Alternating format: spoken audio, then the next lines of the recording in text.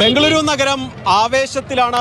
ഞാനിപ്പോൾ നിൽക്കുന്നത് വിധാൻ സൗദയ്ക്ക് മുന്നിലാണ്. ഇവിടെ വലിയ ആൾക്കൂട്ടം ഇവിടെയുണ്ട്. പോകുന്നവരെല്ലാം തന്നെ RCBക്ക് ജയ് വിളിച്ച്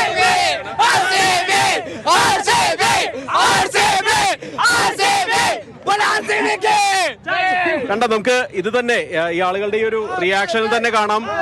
ഏവരും ആർപ്പ് വിളിച്ചുകൊണ്ട് RCBക്ക് ജയ് വിളിച്ചുകൊണ്ട് ഇവിടെ തടിച്ചുകൂടിയിരിക്കുകയാണ്. 4 മണിക്കാണ് വിധാൻ സൗദയിലെ പരിപാടി നടക്കുന്നത്. ഇവിടെ മുഖ്യമന്ത്രിയും ഗവർണറും മന്ത്രിമാരും ഉൾപ്പെടെ ഈ ടീമംഗങ്ങൾക്ക് വിജയശ്രീ ലാലതായി എത്തുന്ന നഗരത്തിലേക്ക് മടങ്ങിയെത്തുന്ന ടീമംഗങ്ങൾക്ക് അഭിനന്ദനം അർപ്പിക്കാൻ അല്ലെങ്കിൽ അവരെ സ്വീകരിക്കാൻ ഇവിടേക്ക് എത്തും.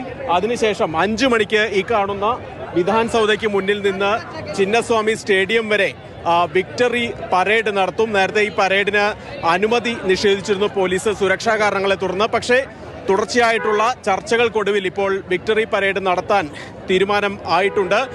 ഏതായാലും ಅದು 5 ಮಣಿ മുതൽ 6 ಮಣಿ ವರೆಗೆ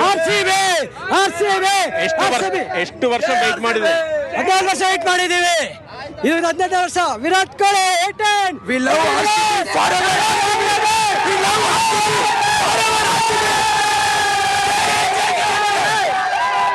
ഏതായാലും ഇത് ഇന്ന കേരള മക്കളെ Wazed Singh we are from Karnataka. RCB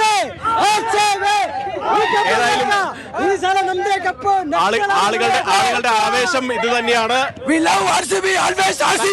thank you.